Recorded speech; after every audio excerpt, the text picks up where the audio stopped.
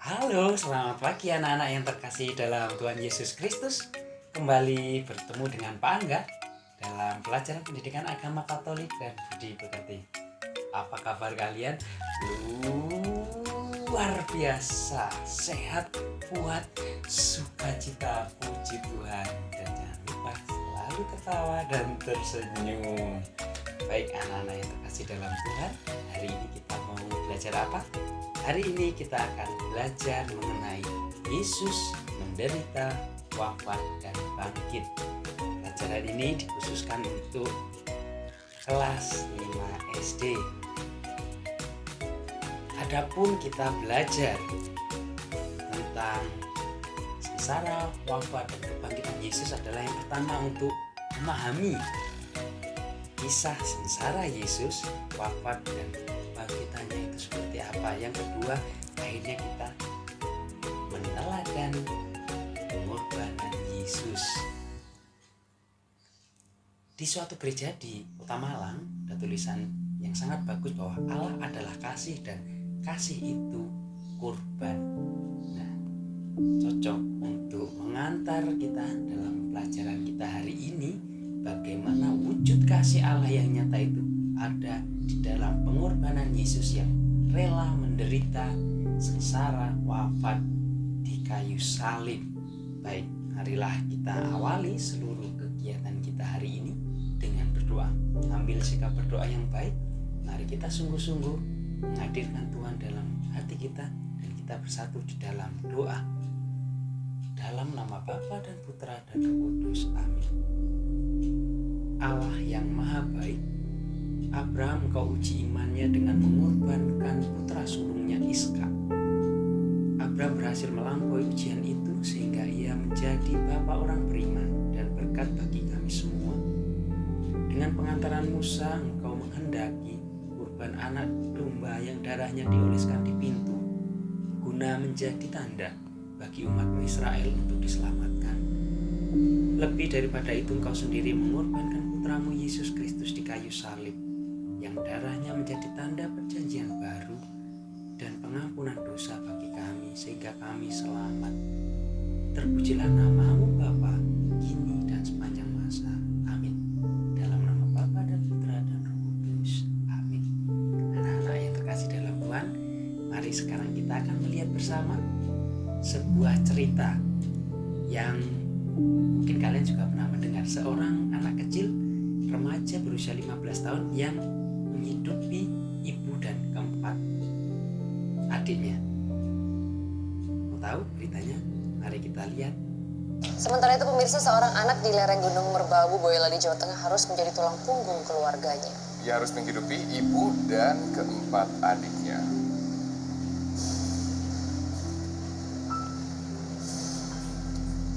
Di sebuah rumah sederhana inilah Juwedi hidup bersama ibu dan keempat adiknya. Sejak ayahnya meninggal dunia 1 tahun yang lalu, Juwedi menjadi tulang punggung keluarga karena sang ibu mengalami keterbelakangan mental, sementara adiknya masih kecil. Sehari-hari anak berusia 15 tahun ini bekerja sebagai buruh serabutan, mulai dari pekerjaan proyek bangunan hingga mengurus kebun tembakau dan sayur. Namun di sela-sela pekerjaannya, Juwedi juga mengurus seluruh kebutuhan rumah tangga, mulai dari memasak hingga mencuci pakaian. Karena kondisinya ini, kedua adiknya sudah diambil oleh Dinas Sosial Boyolali sejak sebulan yang lalu untuk kemudian ditaruh di panti asuhan dan akan mendapatkan jaminan pendidikan. Ya, sementara Judi tidak pernah mengenyam pendidikan sama sekali. Ia berharap adanya bantuan agar ia dan seluruh adiknya mendapatkan pendidikan yang layak.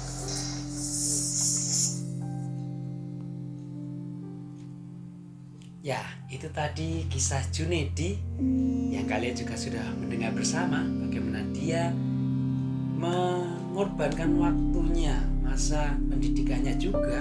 Di situ dikatakan dia untuk mengurusi ibu dan keempat adiknya.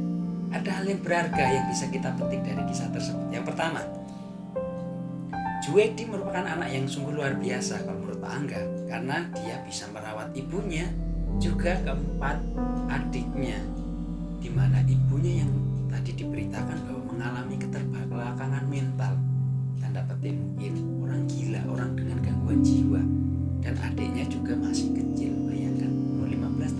bisa merawat 5 orang, 1 ibu dan 4 adiknya. Berikutnya, ia berkorban mau menjadi seorang buruh serabutan hanya untuk memenuhi kebutuhan keluarganya, seperti tadi menjadi buruh proyek bangunan. Lalu yang kedua, di mana dia setiap harinya juga bisa mengurus rumah tangga, memasak, mencuci pakaian. Kalian? Ya, mungkin Mas juga sudah ada yang bisa mencuci pakaian, bisa memasak juga, membantu ibu. Mungkin ada juga yang masih sama sekali tidak pernah mencuci pakaiannya sendiri, belajar. Nah, kalah berarti sama Joe. Dia tidak apa-apa, tapi bangga yakin nanti kalian juga pasti akan melakukan juga. Tindakan sungguh mengagumkan di mana ia mau berkorban untuk ibunya dan juga adik-adiknya. Nah, kisah Juwedi tadi soal dia mengorbankan dirinya kan menjadi pengantar kita untuk merenungi misteri sengsara, wafat, dan kebangkitan Yesus. Kita semua pasti sudah tahu bagaimana garis besar Yesus sengsara, wafat, dan akhirnya bangkit, di mana Yesus sengsara dan wafat dengan memanggul salib. Sungguh hari ini kita belajar merenungkan ini tidak akan bisa memenuhi misteri dalam hidup kita, karena sungguh perjalanan hidup kita ini sebenarnya adalah jalan salib yang akhirnya kita nanti bisa memahami, akhirnya menikmati buah bahwa inilah buah pengorbanan dari sengsara, wafat, dan kebangkitan Yesus. Mari kita bersama-sama untuk merenungkan misteri sengsara, wafat, dan kebangkitan Yesus melalui peristiwa-peristiwa jalan salib. Yang pertama, Yesus dijatuhi hukuman mati. Kita tahu bahwa Yesus sama sekali tidak bersalah, namun ia dijatuhi hukuman mati. Orang Yahudi, ahli-ahli Taurat membawa Yesus kepada Pilatus, karena hanya Pilatus yang bisa mengambil keputusan untuk menghukum atau membebaskan Yesus, karena pada saat itu bangsa Yahudi dijajah oleh Romawi. Namun karena desakan dan ketakutan, akhirnya Pilatus menjatuhkan hukuman mati kepada Yesus dan malah membebaskan Barabas, seorang penjahat yang seharusnya memang layak dihukum.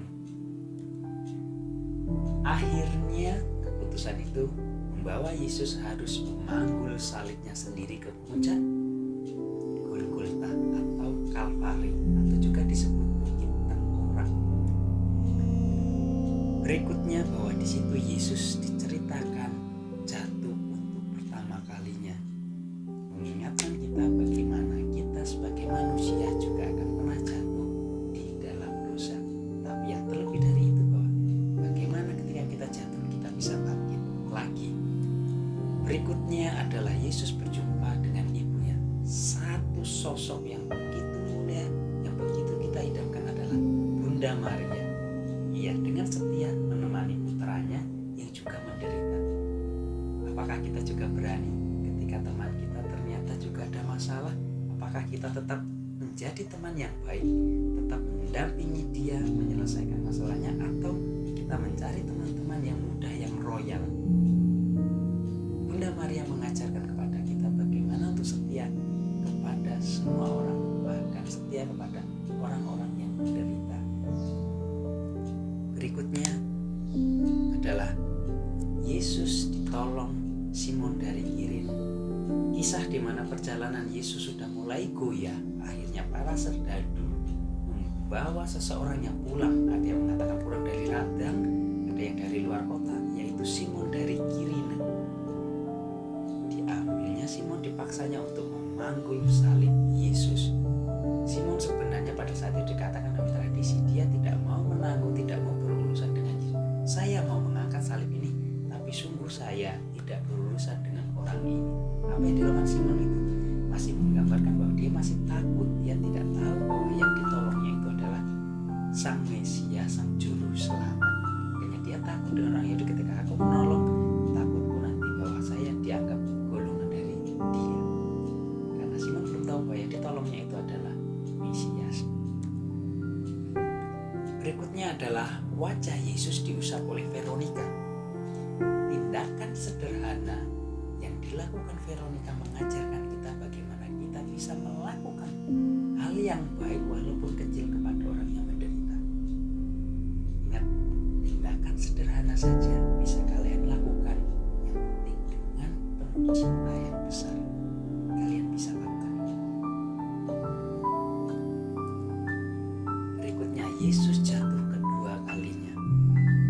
Ketika tenaga Yesus sudah mulai goyah kembali, Yesus jatuh untuk kedua kalinya.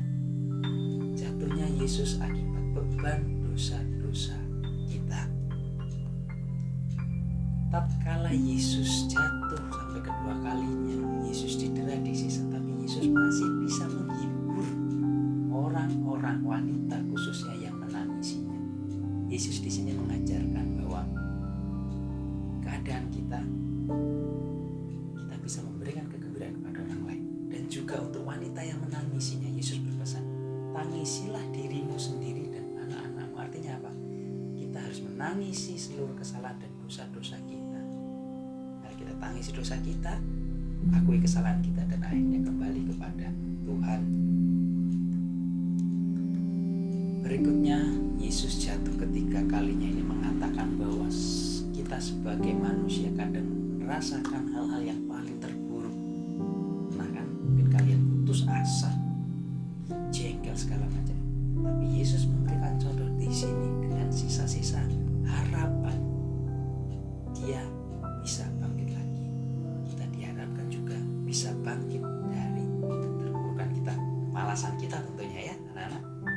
Baik, berikutnya adalah kisah di mana pakaian Yesus ditangkapkan. Sungguh hal yang begitu sebenarnya perbuatan yang menghina Allah. Bagaimana pakaian Yesus dilucuti, dan yang paling kalian ingat, pasti ingat kan, bagaimana jubah Yesus itu diundi. Seorang prajurit membuang undian berjudi hanya untuk mendapatkan pakaian Yesus. Itu sudah dituliskan dalam kitab Yesaya. Berikutnya adalah tibalah saatnya Yesus disalibkan. Paku-paku yang besar menghujam kedua tangan, telapak tangannya dan kakinya. Disitulah sungguh besar pengorbanan Yesus, yang benar-benar Yesus tidak bisa berbuat apa-apa. Artinya ia memasrahkan seluruh hidupnya kepada Yesus. Tangan yang terlentang, kaki yang terpaku, menandakan bahwa Yesus membutuhkan kita untuk menjadi tangan-tangannya dan kaki-kakinya. Itu apa? Mewartakan kabar gembira. Tibalah saatnya Yesus wafat di salib. Kita renungkan sejenak.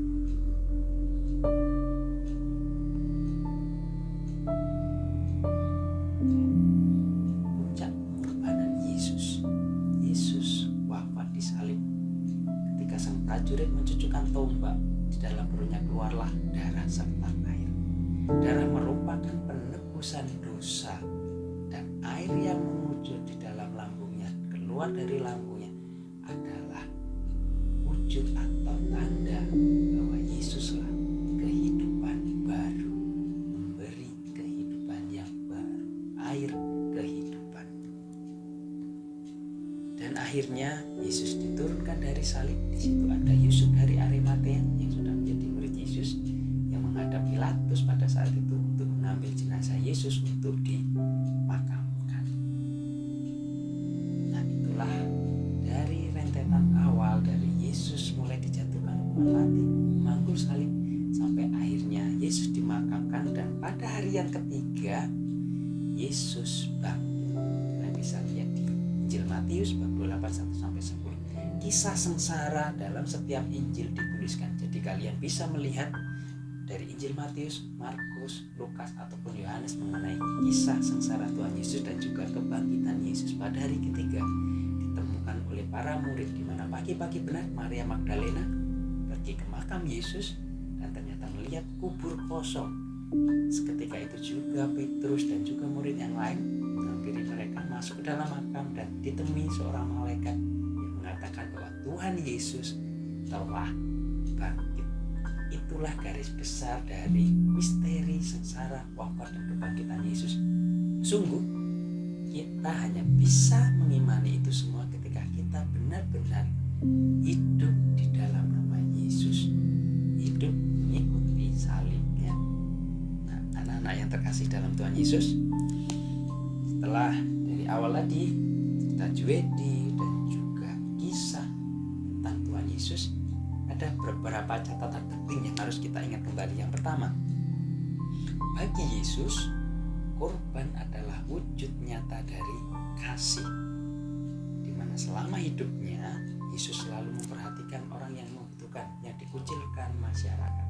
Yesus membuat mujizat, Yesus menyembuhkan orang sakit, mengusir setan, dan masih banyak lagi. Nah, perbuatan Yesus ini ternyata tidak disukai. Kalian harus tahu bahwa pemimpin Yahudi itu tidak suka perbuatan Yesus, terlebih dalam hal mengampuni. Kenapa? Mereka punya doktrin pikiran bahwa yang mengampuni itu hanya Allah, dan Yesus mengampuni orang berarti otomatis orang Yahudi menganggap bahwa Yesus ini berarti menghujat Allah, menyamakan diri sebagai Allah, yang sebenarnya Yesus sendiri adalah Mesias Allah yang dijanjikan. Tapi karena orang Yahudi tidak bisa menerima Yesus, makanya mereka cari cara bagaimana untuk membunuh, menjerat Yesus. Nah, akhirnya dia menghadirkan saksi-saksi, menjerat Yesus, diserahkan kepada Pilatus yang sudah Pak Angga katakan tadi. Dan akhirnya Pilatus karena takut kehilangan simpati, Pilatus menjatuhkan hukuman mati kepada Yesus. Nah, menurut sejarah dan tradisi, diperkirakan Yesus memanggul salibnya ke puncak Golgota sampai wafatnya itu selama 3 jam. Mulai perjalanan jam 12, Yesus wafat jam 3. Sehingga oleh Gereja Katolik biasanya ibadat jalan salib, ibadat Jumat Agung itu dimulai pukul 3, di mana itu jam-jam kerahiman ilahi, Yesus menyerahkan nyawanya. Nah, peristiwa yang begitu menggembarkan lagi ketika 3 hari setelah kematiannya, Yesus bangkit. Hal itu menunjukkan bahwa apa yang dikatakan Yesus, apa yang dikatakan kitab suci perjanjian lama khususnya juga, itu tergenapi.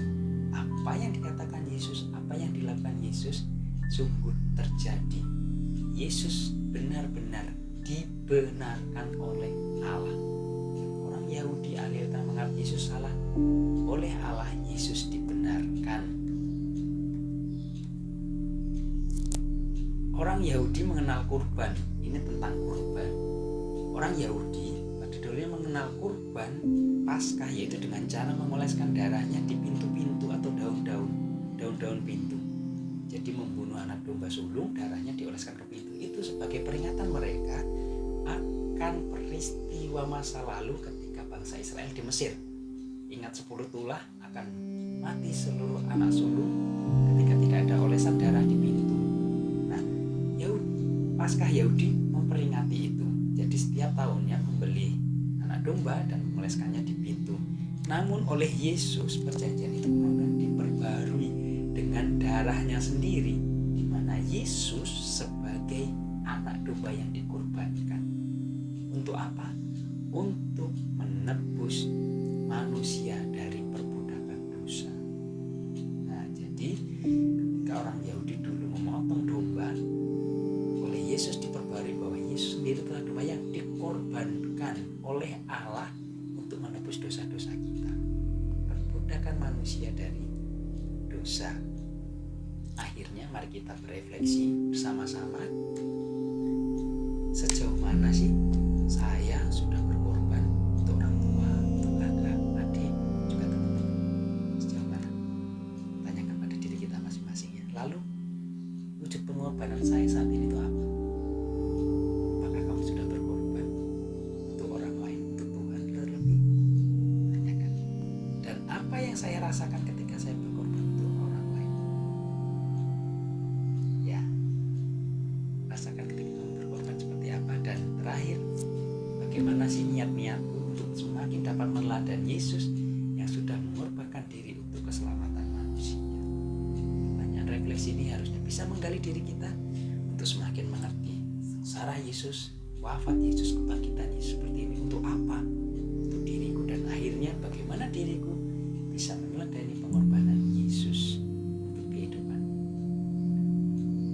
Ya, baik anak-anak yang terkasih dalam Tuhan, hari ini memang materinya lebih kepada perenungan hidup kita, tapi kita harus tahu juga bagaimana alur kisah sengsara, wafat dan kebangkitan Tuhan Yesus. Silahkan kalian lihat kembali materinya di buku kalian masing-masing agar kalian semakin mendalami, memahami, dan bisa merenungkan kisah sengsara, wafat dan kebangkitan Yesus yang akhirnya bisa menuntun hidup kita menjadi lebih baik. Kalian nanti akan lihat tugas-tugasnya. Oh ya, untuk kalian juga bisa nanti lihat di kolom deskripsi Pak Angga. Di situ ada beberapa referensi yang bisa kalian lihat di sini ya. Di sini kalian lihat, untuk kalian lihat beberapa itu kisah sengsara Tuhan Yesus yang ada di YouTube. Kalian bisa klik satu-satu dan kalian bisa akan memahaminya lebih jauh lagi. Oke, selamat pagi dan